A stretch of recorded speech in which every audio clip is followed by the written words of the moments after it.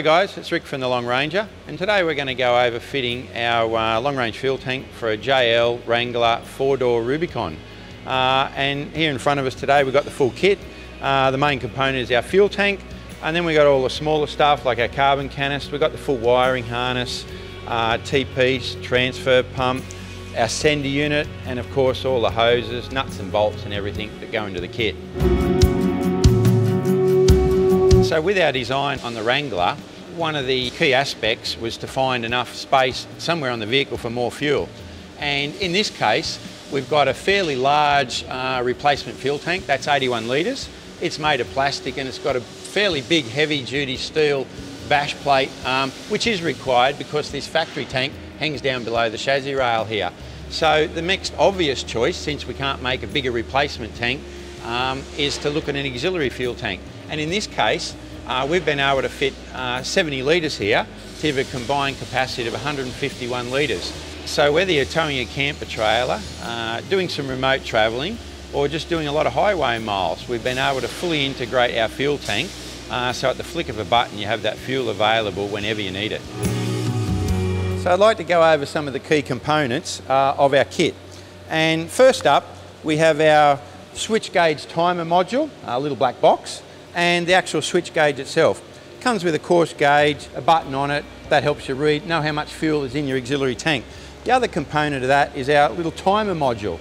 We've got, these are preset at the factory for each tank that we fit them to, and come with most of our auxiliary tanks, and basically all you need to do is turn the button on to transfer the fuel across to your main tank, and this will do the rest of the job for you. It'll turn it off when your main tank's nearly full, and it'll also turn it off when the auxiliary tank is nearly empty.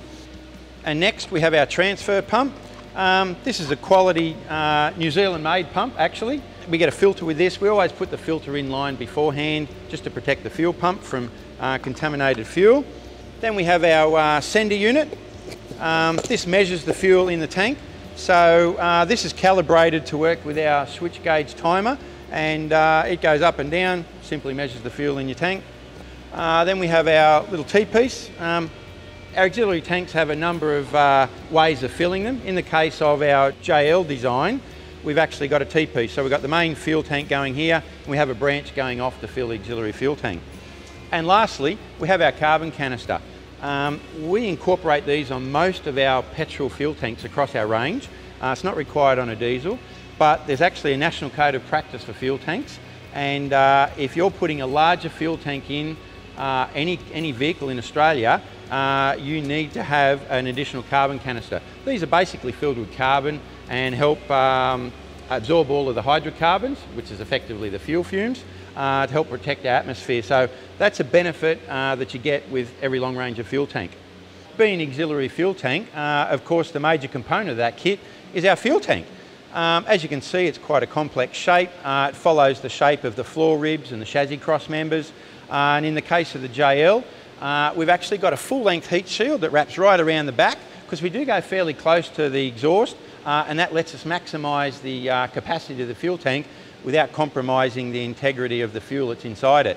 A couple of other little features on this actual tank. We actually mount the fuel pump to a bracket that's already pre-welded to the tank, so that makes it a little bit quicker to fit because you're not trying to drill holes and mount it to the chassis. And lastly, on all of our tanks, we also seam seal all of our brackets. So where we stitch weld the brackets onto the tank, the guys up in the paint bay actually get a bit of seam sealer just like they do on the vehicle, and we protect that from getting water ingress in behind the bracket, which might eventually rust it out. So it's just one of the little features that we do here at the Longranger to give you a better product. Another feature we offer for our JL Jeep tanks is a heavy duty base.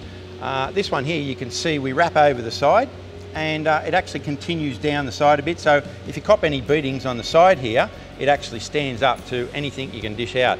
We've also got a drain plug, so if you happen to misfuel your car and put the wrong fuel type in it, you can actually drain the fuel out and avoid yourself having to remove the whole tank. If you get a bad batch of fuel, you can actually drain it there and then, or you might be out in the middle of the desert and you just want to help a mate out who doesn't have a long range fuel tank.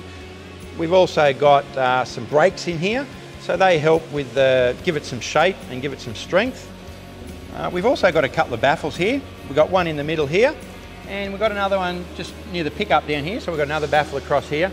That helps retain the fuel around the pickup, so if you're getting low and still in some hilly country, make sure you can get all the fuel out. But the baffles also, you've got 70 litres rolling around in your car. That can be of benefit if you're in a precarious situation, rocking and rolling around the place. It's good to have that fuel nice and stable in your vehicle. And that's pretty much the main features of our kit.